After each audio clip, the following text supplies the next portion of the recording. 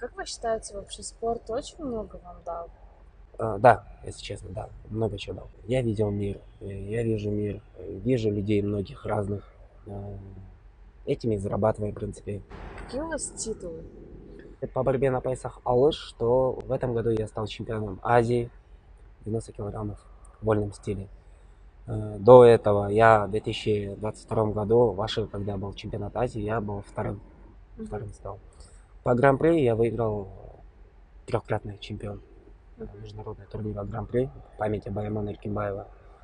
Мне хочется, чтобы вы либо обратились, либо что-то пожелали маленькому поколению, которое смотрит, возможно, на вас и хочет стать таким же чемпионом. Да, я бы пожелал бы всем, что сказать, удачи во всем.